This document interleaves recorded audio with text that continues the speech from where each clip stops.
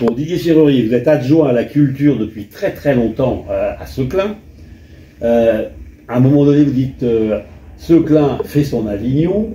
Ça veut dire que vous avez une ambition politique de ramener de la culture dans une ville moyenne en périphérie de l'île. Deuxièmement, il faut choisir 8 spectacles. Vous direz comment vous avez fait votre marché. Troisièmement, il y a une politique tarifaire avantageuse.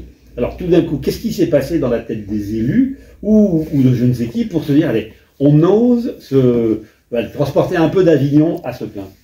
Vous avez bien raison de dire que c'est une ambition politique forte pour une ville moyenne, d'autant que Seclin est une petite ville.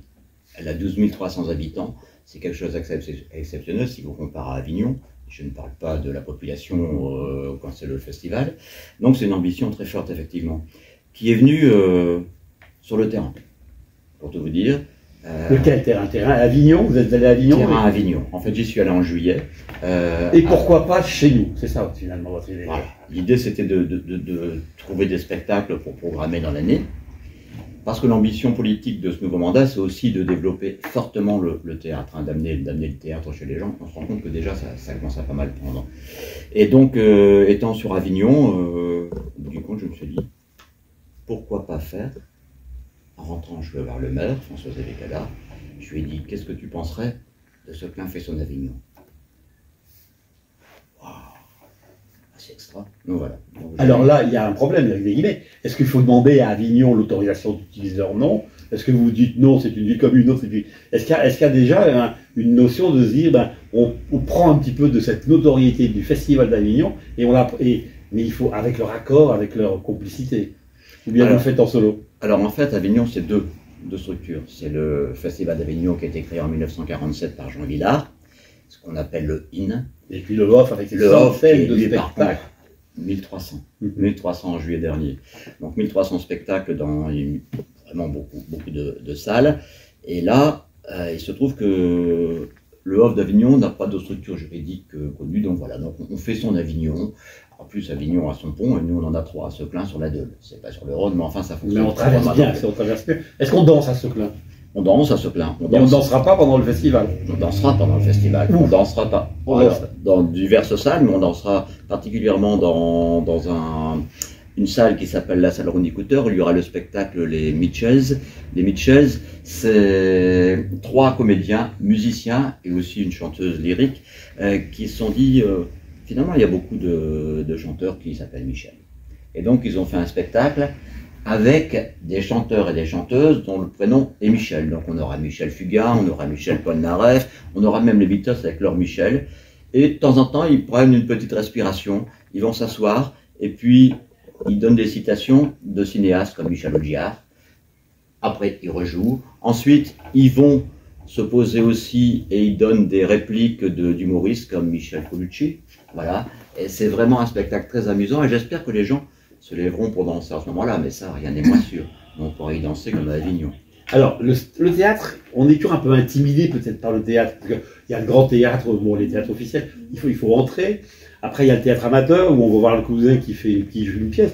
Entre les deux, est-ce qu'il y a comment on casse un plafond de verre en disant, c'est pas pour moi, j'ai pas le temps C'est justement, notre objectif, c'est que le théâtre, tout le monde se l'approprie. Mais le théâtre, vous savez, là, il sera présenté, justement, il y aura 8 spectacles. On avait présélectionné une quarantaine. Je suis allé en voir une vingtaine. On est revenu avec 8 spectacles, dont un qui n'était pas dans la présélection, d'ailleurs. C'était les Mitchells. Donc, voilà. Et puis, on va donc travailler sur un théâtre très multiple, à la fois très accessible, qui va être éclaté dans divers lieux, comme à Avignon. On aura 2 salles municipales traditionnelles, une salle de spectacle, on aura aussi la bibliothèque municipale, et on aura en face de ça une très grande salle, sous un chapiteau qui date de 1920, un peu cirque à l'italienne. C'était un lieu, vous parliez de danser, c'était un lieu où, qui était installé à la fin du trône par exemple, et où les gens entraient à 1000, 1200, peut-être 1300 personnes là-dedans. Et ils dansaient, voilà, et puis de temps en temps, ça partait dans une autre grande foire à Lyon, des choses comme celle-là. Et à côté de ça, vraiment, l'opposé, parce que le théâtre c'est l'opposé, c'est Janus, hein. Tac, tac. Ce sera un petit café-théâtre où on proposera un spectacle autour de Boris Vian qui s'appelle Maintenant c'est plus pareil, parce qu'il y a une chanson qui s'appelait La complainte du progrès, et l'introduction c'est autrefois pour faire sa cour. Oh, on faisait ton tam, vous connaissez? Vous connaissez, non? Ben, c'est ça en fait. Et puis ensuite, il décline un tas d'objets futuristes qui sont de notre époque, quoi, finalement. Et puis, les gens vont beaucoup s'amuser. C'est très plaisant. Et voilà. Donc, vous n'avez pas de complexe dans le choix de vos spectacles. Vous avez fait un marché avec des guillemets ouvert à tous. Est-ce que les gens, quand on leur dit Boris Vian, ils se disent oh mon Dieu, c'est pas pour moi? Oui, ils disent c'est pas pour moi. Et pourtant. Et pourtant. C'est à nous de leur montrer que Boris Vian, c'est pas que Boris Vian. Boris Vian, c'est le romancier, c'est le poète, c'est également le compositeur, c'est également le chanteur, c'est également le trompettiste des Caves de Saint-Germain-des-Prés, mais c'est aussi celui qui a écrit des chansons pour énormément d'interprètes. Mouloudji, par exemple, avec Le Déserteur, hein, la chanson qui avait fait tant de bruit à l'époque, qui avait été censurée à l'époque, qui a été reprise après par un groupe de la région d'ailleurs, qui s'appelait les Sunlight. C'était un groupe de Roubaix qui a eu son petit succès à une certaine époque, qui avait repris aussi Les Roses Blanches. Et puis, ça va jusqu'à Henri Salvador, les chansons, voilà quoi. Donc, faut rigoler. Pas de complexe. Pas de complexe. On est dans du grand théâtre, des autres auteurs, et puis on est dans des choses peut-être un peu plus faciles pour... Plus facile. Voilà. Alors, maintenant, vous faites 8 spectacles à 20h. C'est trop tôt, c'est trop tard, c'est la bonne heure? Alors, c'est pas seulement 20h, c'est 20h et 16h. Alors, 16h, on va faire des matinées le dimanche, justement, parce que c'est assez intéressant aussi.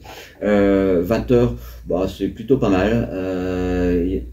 Auparavant, on programmait parfois des spectacles à 19h. Je trouve que c'est pas la bonne heure. 19h, c'est une heure un peu bâtarde. On n'a pas le temps de manger avant. Après, on va manger tard. 20h, on a le temps de manger un petit morceau avant. Et si on n'a pas le temps, on peut s'acheter quelque chose là-bas à la buvette.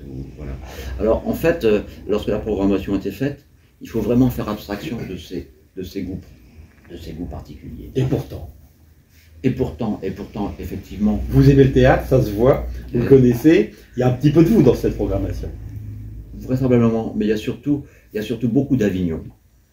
Il y a surtout beaucoup de ce qu'on est allé pêcher à Avignon, et surtout à l'esprit, qu'est-ce qui va plaire à notre public? Dans sa multiplicité, qu'est-ce qui va lui plaire? Et puis, comme on fait des tasses, vous disiez que nous faisions ça à des tarifs très abordables, effectivement. Le prix individuel, c'est 15 €, sauf les tarifs réduits. Il y a une réduction pour certains types de personnes à 12 €. Nous avons mis en place 3 passes. Un pass de spectacle, un pass 4 spectacles et un pass 8 spectacles, la totalité. Et là, on passe le pass 8 spectacles est à 80 € pour le tarif normal, et lorsqu'on est en tarif réduit, 50 €. Donc ils peuvent aller voir pour 50 € 8 spectacles qui viennent d'Avignon. C'est quand même quelque chose d'exceptionnel. Et enfin, pour ma part et pour celle du maire, on parie beaucoup sur ces passes en se disant, les gens vont peut-être s'acheter 3 spectacles qui leur plaisent, qu'ils ont envie de voir, puis tiens, je vais peut-être tester le 4e pour payer moins cher et puis aller voir ce qu'il y a là derrière. Ça, c'est ça le but. Et là, vous avez gagné. J'ai gagné s'ils le font. Ils le font. Non, c'est gonflé avec des guillemets. On est en avril, on est encore à 2 mois. Vous n'avez pas encore ouvert la billetterie. Comment vous faites circuler une petite musique dans la ville? Est-ce qu'il y a des calicots partout? Est-ce que vous bénéficiez auprès des écoles, auprès des collèges, des lycées, auprès des clubs, de tout et je ne sais quoi? Comment vous donnez, vous suscitez cette envie? Alors pour l'instant, on l'a suscité par une opération assez particulière. On a fait un cadeau de Noël. Noël, c'est le 25 décembre chaque année. Et nous, on a programmé quelque chose le 20 décembre. On a organisé sous le chapiteau dont je vous parlais tout à l'heure, hein, qui s'appelle le Trianon, ce plein c'est. Faudra que vous veniez. Modestie. Hein, voilà, faudra que vous veniez vraiment à l'ouverture et à la clôture, parce que les 2 spectacles, celui d'ouverture et celui de clôture, vont se passer dans le chapiteau. Vraiment, je compte vraiment vous y voir. Et donc ce chapiteau, le 20 décembre, on a fait venir la Ligue d'impro de Marc en Barœul. avec, vous voyez, hein, voilà, la patinoire, tout ça. Et puis, le challenge, on a demandé à Emmanuel Leroy, hein, le méchant l'historique et méchant arbitre, on lui a demandé qu'à chaque fois qu'il proposera un thème à ses comédiens, ce soit un thème autour du festival. Donc, il a proposé 8 thèmes, et à chaque fois, c'était en rapport avec une des pièces. Il a déjà donné envie. Il a déjà donné envie, et là, alors attention, parce que là, on a ouvert la boîte cadeau, les gens ne savaient pas ce qu'il y avait à l'intérieur. Ils ne savaient pas que c'était Seclin fait son Avignon. On a ouvert la boîte avec eux, et puis on a pouf, pouf, sur les écrans, on a sorti à chaque fois une image, ça va être ça, tel jour, tel moment, et voilà quoi. Et ça, donc ça a commencé, mais on a ouvert la billetterie récemment, parce qu'il y a déjà eu un article dans La Voix du Nord, donc on a été mis devant le fait accompli, il a bien fallu ouvrir la billetterie, et ça marche. Et ça marche. Donc déjà, vous êtes adjoint à la culture depuis combien de temps? Vous savez, quand c'est long, après on oublie un peu. C'était le 20e siècle. C'était le 20e siècle. C'était la fin du 20e siècle, oui. Quels sont... Bon, on imprime comme ça quelque chose lentement et sûrement. Qu'est-ce que vous avez imprimé, vous, les deux élus, les maires successifs? Qu'est-ce qui réussit, qu'est-ce qui est raté quand on imagine des choses dans votre sujet d'adjoint au maire? Alors, parce que vous m'interrogez plus en tant qu'adjoint à la culture. Oui, à la culture, bien sûr. Voilà. Pas éternelle, mais de longue durée. Oui, c'est vous qui m'avez soufflé. Et bien, en fait, depuis que je suis adjoint à la culture, j'ai pris l'habitude de travailler sur des périodes longues et des thèmes. La première chose, c'était les 4 éléments, qui sont comme chacun, c'est 5. Parce que le 5e, c'est l'amour. Donc chaque année, on a décliné un élément, on a fait des spectacles, des déambulations et ainsi de suite autour de ce thème-là. Ensuite, parce qu'il y a un accent, donc à un moment, il faut trouver autre chose. Donc l'autre festival, ça a été le Festival des cultures européennes. J'étais très fier, franchement très fier. Surtout à une époque où l'Europe, bon, c'était pas toujours aussi évident que ça. Ça l'est toujours pas d'ailleurs, même si c'est quand même plus ancré. Et donc, à chaque fois, on a pris un pays, on a organisé notre année culturelle essentiellement. Donc vous avez créé un public, ce que j'entends, c'est que vous créez un public comme ça, dans la durée, etc. Oui, en plus c'est intéressant parce qu'on crée un public, mais par exemple, lorsqu'on a fait l'année du Portugal, l'ambassadeur du Portugal est venu à Seclin, les communautés portugaises sont venues, donc on s'est effectivement créé un public. Après, on n'a pas toujours fait seulement un pays, parce qu'il y a des pays où c'est pas facile de faire une année autour. On a aussi créé, toujours dans ce cadre du Festival des cultures européennes, les cultures celtes, c'est-à-dire l'Écosse, l'Irlande, le Pays de Galles, la Galice, la Bretagne. Donc on a même travaillé sur une année sur les cultures nomades, les gens du voyage et ainsi de suite. Et puis après, pendant 15 ans, on a créé Seclin, petite ville de la chanson française, ça marche le tonnerre de Dieu. Mais après, il a fallu changer parce que c'est trop facile. C'est trop facile. Même si on faisait des conférences autour de, par exemple, San Severino, il y a un musicologue qui est venu avant, mais c'est facile, quoi. On prend une tête d'affiche et c'est un peu trop catalogue. Donc ici, là, c'est pas du tout catalogue, on va chercher sur place. Donc ambitieux, volontariste, pour tout le monde. On vient à Seclin ou bien c'est les Seclinois qui viennent à vos festivals? Est-ce que vous espérez attirer des Lillois, des gens de Valenciennes? Votre ambition, elle dépasse les frontières de la petite ville, vous dites? Justement, ça répond à la première partie de votre question. Comment vous faites pour la diffusion? Ben justement, on veut rayonner bien au-delà de Seclin et on commence maintenant cette diffusion. Bon, vous voyez, vous avez cette affiche qui sort aujourd'hui. Parce qu'on n'a pas voulu dévoiler la grande communication avant de vous rencontrer. C'était quelque chose de convenu. Donc maintenant, on lance vraiment. On va aller mettre ça. Personnellement, j'ai commencé dimanche, je suis allé au petit théâtre de Fretin, la ferme des Hirondelles. Et puis, petite jauge, 80, mais public ciblé, public qui aime le théâtre. Je suis rentré à l'intérieur et puis je leur ai donné ce petit programme leur disant de la page 18 à 28, vous avez le festival Seclin fait son Avignon. Ah, c'est bien. Déjà, quand on dit Seclin fait son Avignon, le public est flatté. La population est contente quand même de voir que... Donc c'est important dans l'imaginaire collectif, me semble-t-il. Et puis maintenant, on va aller sur les grands théâtres. On va aller voir les troupes amateurs, on va aller sur les grands théâtres, on va aller au Colisée de Roubaix, on va aller au Théâtre du Nord, on va aussi aller donner des petits flyers qui sont là-bas, qui viennent de sortir, ils sont encore tout chauds, je viens de les voir nettement, quoi, hein, honnêtement, hein, je viens de les avoir maintenant. Et puis on va travailler aussi sur des institutions, on va aller à l'université, on va aller ici à côté, vous mouillez conservatoire, vous mouillez la chemise. Voilà, et on va aller aussi dans les lycées qui sont des lycées avec option théâtre.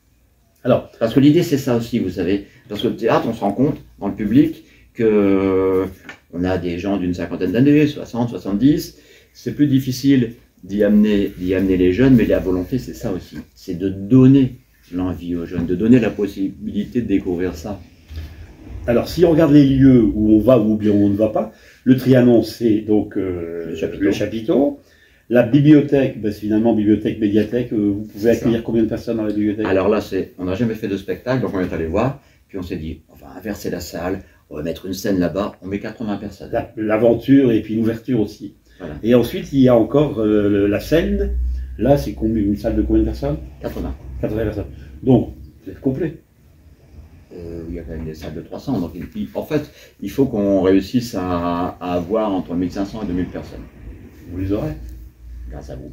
Merci.